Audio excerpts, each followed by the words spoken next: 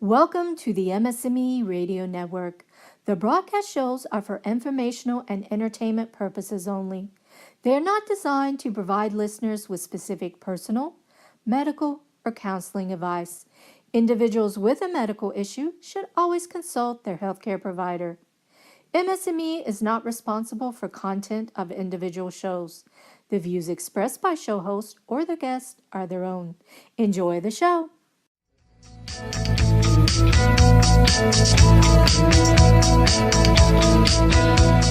Hi, welcome back to Living with MS, Truth Be Told. I'm your host, Marie Herron. I want to thank all of you again for the comments and the questions that we've been getting. It's really great to know that we're reaching so many people, and great to hear from you all.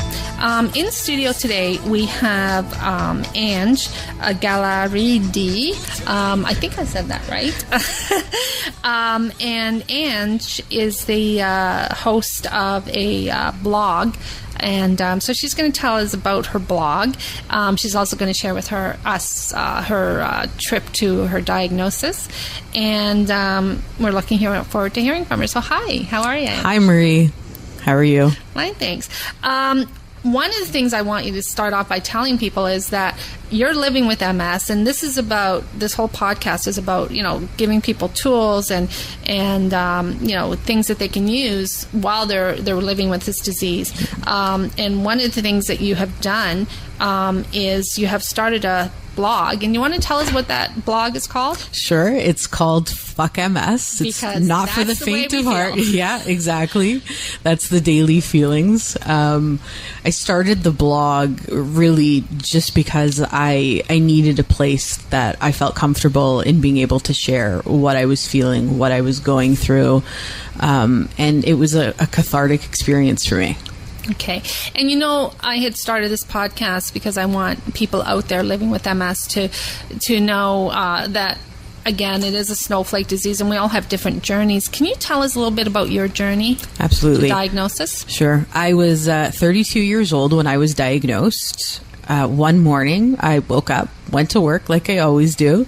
I'm a youth worker, and I was doing outreach at the time, and I noticed as I was driving that it felt like a smudge was on my glasses, my lens.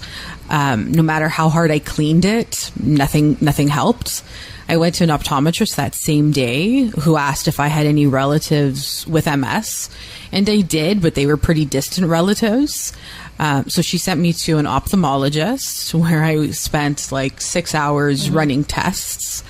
He questioned me about my family history with MS as well, and suggested that I ask my family doctor to send me for an MRI, which I was lucky that I was able to do fairly quickly.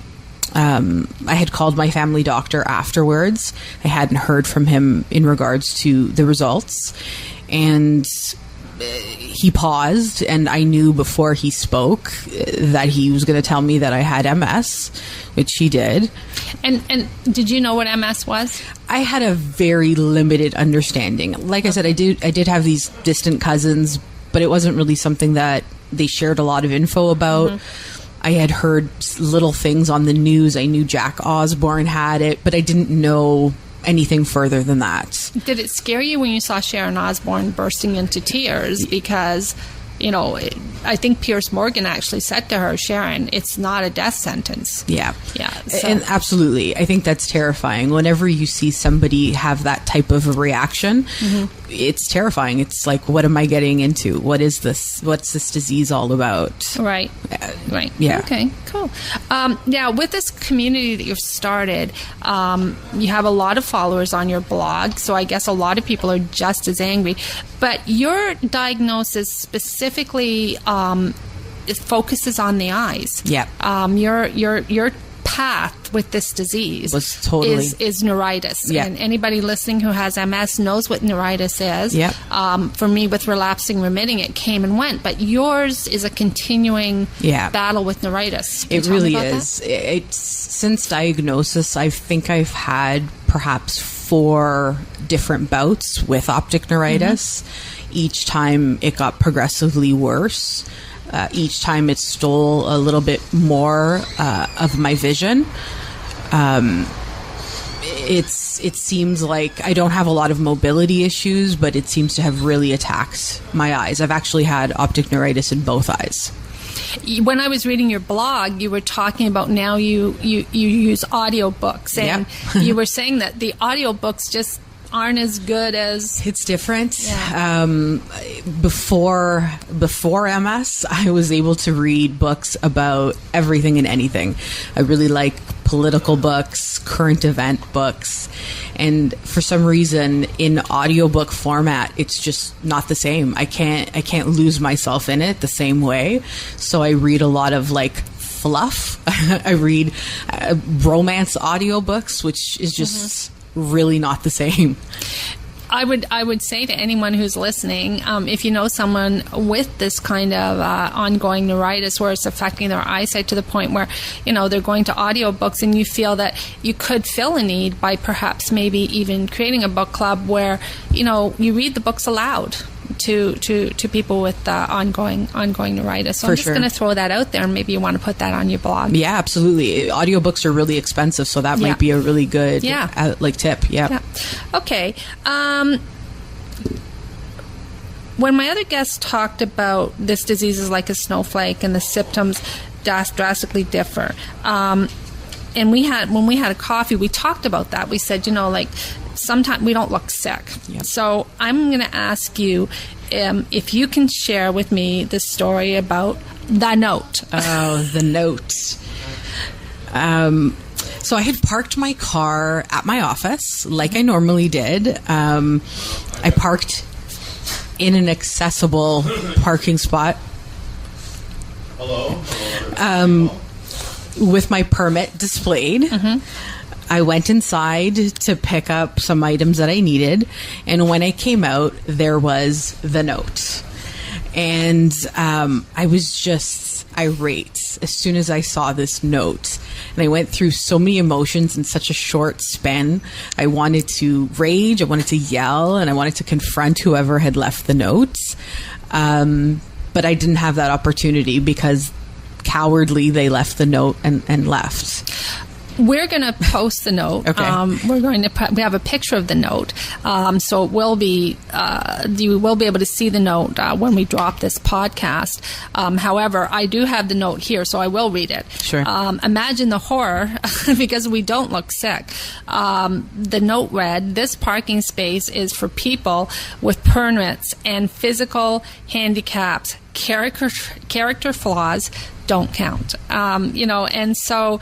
I think that, do you think it's a social, do you think people just aren't aware? Do you think there's anything that, Yeah, I think people aren't aware. I'm one of those like eternal optimists. I'm a youth worker, so I do believe that there's good in people. And I think if there was awareness over issues like this, I don't think that people would be that petty to leave a note like that. I think changing a lot of things would help. The picture that's displayed on the accessible parking spot is of a handicapped, like a wheelchair, and that doesn't really depict all of the other people, who need these spaces, who legally can use these spaces. Thank you for sharing that, because I was going to say one of the questions I had for you was, who do you think should take leadership on this issue, and how can it be done? And I think that's an excellent answer. I mean, I think that definitely somebody should be taking some kind of leadership position on this and making it more aware. Absolutely. Especially as we're starting to dovetail with people with disabilities into older people. Sure. So let's talk about, because I'm on a medication called Fampria, right. For because I have secondary progressive MS. You're on a medication for your neuritis. So let's talk about that medication and let's talk about the cost. Okay, yeah. So from diagnosis until about April that just passed, I was taking daily Copaxone injections. And my last bout of optic neuritis was so severe that my neurologist wanted to start treating the MS more aggressively. So he recommended about 3 different treatments. One was still in clinical trial stages, and so that was immediately out for me. The other one came with it some just really scary things. The last one was Lemtrada, which, despite having a significant amount of negative side effects and possibilities, was sort of like the lesser of the 3 evils for me. So I decided on that one.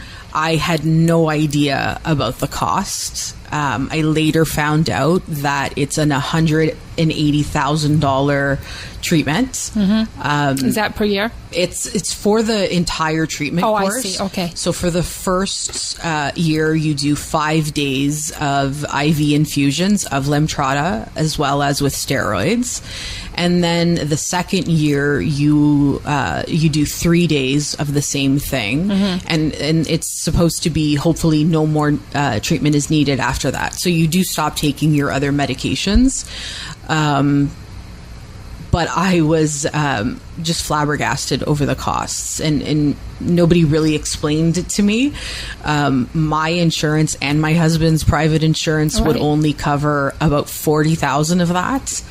I had no idea where we would come up with the $140,000 left. So through a lot of learning on the fly, we found out about the Trillium program. Okay, let's talk about that learning on the fly. I mean, this shouldn't be. I mean, if a young person such as yourself, does have this, and this is an astronomical amount of money. Yeah. You shouldn't have to, catch things on the fly. I mean, you should be able to access, ways and means of doing this, because as we know, this is a disease that targets women, and not all women have, the kinds of jobs where they do have healthcare plans. For sure. And, having to catch something on the fly. So tell me about your experience with the Ontario Trillium Foundation. So it was really difficult. From finding out about the Lemtrada until when I actually began the treatment, there was very little information given. It wasn't readily available. Nobody sat me down and explained the ins and outs of it. It kind of felt like pulling teeth at some points. My neurologist didn't share with me how much it would cost. I found that out much later. Right. The program that comes with the Lemtrada treatment is called the MS 1-to-1 program, and they also they weren't readily giving the information that we would have needed. Right. So it was constantly me asking, well, what do I do? What do I do? Finally, I found out about Trillium through the MS 1-to-1 program. Again, it was really limited information. I didn't know where to look. Again, it was like scouring the internet to get the information that I needed. Okay, so clearly what I'm hearing is that, again, you're a young person, you have an illness, there are programs out there to assist, but there's no real transparency on how to access this information. Absolutely. That's right. Okay. It's great to know, because again, the reason we're doing Truth Be Told is we want to hear stories about this so that we can go forward and advocate for change. Absolutely. Okay. All right. Let's change subjects a bit. Jack Osborne, we mentioned, and I had said to you before, he's been quoted as saying, there is a silver lining to having MS. What, Ange, would you say is a silver lining for you? I think for me, the silver lining took a long time for me to find. It went through a lot of really negative places to get to this point. I think now the silver lining for me is that as a result of having this really unpredictable and difficult disease, I've learned to be able to appreciate things in life that I might have previously taken for granted, which I know people say all the time, and I often would roll my eyes at that comment too, but I get it now. after having my vision so greatly impacted, I wish I had taken the time to relish and enjoy, all the books that I was reading so rapidly. MS takes away a lot from us, but it also provides us with an opportunity to make those changes, to pursue dreams and goals, and maybe throughout our lives, we have to change life's trajectory. But there are so many possibilities out there.